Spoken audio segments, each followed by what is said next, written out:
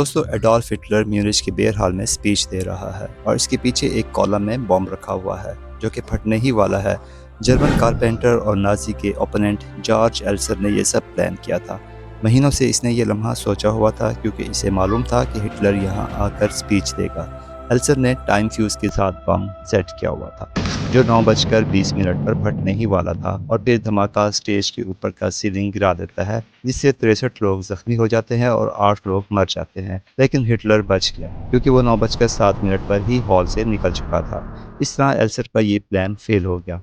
दोस्तों ये एक अटैम्प्ट नहीं थी बल्कि हिटलर को मारने के लिए ऑलमोस्ट ऐसी मजीद 40 अटैम्प्ट्स हुई। आज हम कुछ बड़े प्लान्स को डिस्कस करेंगे और समझेंगे कि क्यों ये सब अटैम्प्ट्स फेल हुई। क्या वाकई हिटलर कुछ ज़्यादा लकी था या इसके अलावा और भी कुछ था। दोस्तों हेनिंग वॉन ट्रेस्को जो कि पहले हिटलर का सपोर्टर था जब हिटलर ने 1933 में पावर गेन की, लेकिन फिर 1941 में सोवियत यूनियन पर अटैक के बाद इसका नज़रिया बदल गया।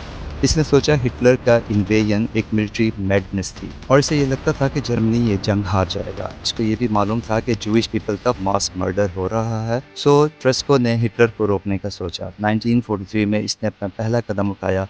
ट्रेस्को ने अपने कमांडर फील्ड मार्शल को मना लिया कि हिटलर को सोवियत यूनियन में इनवाइट करे जहां ट्रेस्को ऑलरेडी स्टेशन था। 13 मार्च 1943 को हिटलर वहां आया और लंच के दौरान ट्रेस्को ने लेफ्टिनेंट कर्नल हैन ब्रांड से कहा कि वो एक पैकेज जो कि एक्चुअली में बॉम्ब था हिटलर के साथ एयरक्राफ्ट में ले जाए। ट्रेस्को का प्लान ये था कि एयरक्राफ्ट क्रैश हो जाएगा, लेकिन बॉम्ब का डेटोनेटर फ्रीज हो गया और हिटलर बच गया। एक और अटेम्प्ट जिसमें आर्मी के न्यू यूनिफॉर्म्स की प्रेजेंटेशन सेरेमनी थी, इसमें एक्सेल वॉन डेम जो कि एक ऑफिसर था और नाजी आइडियल के बिल्कुल फिट था, इसने हिटलर को एक ग्रेनेड से उड़ाने का प्लान बनाया था। लेकिन इन यूनिफॉर्म्स पर ट्रक एक बॉम्ब लगने की वजह से डिस्ट्रॉय हो गया और मीटिंग पोस्टपोन हो गई।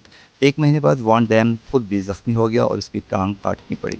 जुलाई 7, 1944 पे एक और प्लान था जहां मेजर जनरल हेलमथ ने हिटलर को मारना था, लेकिन लास्ट मोमेंट में वो हेजिटेट कर गया और इस तरह ये प्लान कैंसिल हो गया। इसके बाद जुलाई 20, 1944 को क्लास वान स्टेफिंगबर्ड ने खुद हिटलर को मारने का प्लान बनाया। इसने एक ब्रीफ केस में बॉम्ब रखा और इसे मीटिंग रूम में रख दिया, लेकिन हिटलर बच गया क्योंकि वो मीटिंग के दौरान टेबल के ऊपर झुका हुआ था जब बम फटा। 4 लोग मारे गए लेकिन हिटलर बस थोड़ा जख्मी हुआ। ना सिर्फ ये ऑपरेशन बल्कि हिटलर का रिजीम खत्म करने का प्लान भी फेल हो गया और इस ऑपरेशन में मौजूद पूरी टीम को बाद में एग्जीक्यूट कर दिया गया। और फिर बिलाखिर अप्रैल 30, 1945 को हिटलर ने अपने ही बैंकर में सुसाइड कर लिया।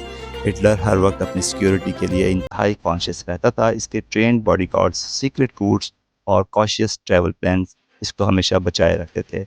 हर वक्त इसके खाने को टेस्ट करवाया जाता था। हिटलर अपनी मूवमेंट्स को इंतहाई अनप्रेडिक्टेबल रखता था, किसी भी वक्त अपने प्लान्स को चेंज कर सकता था।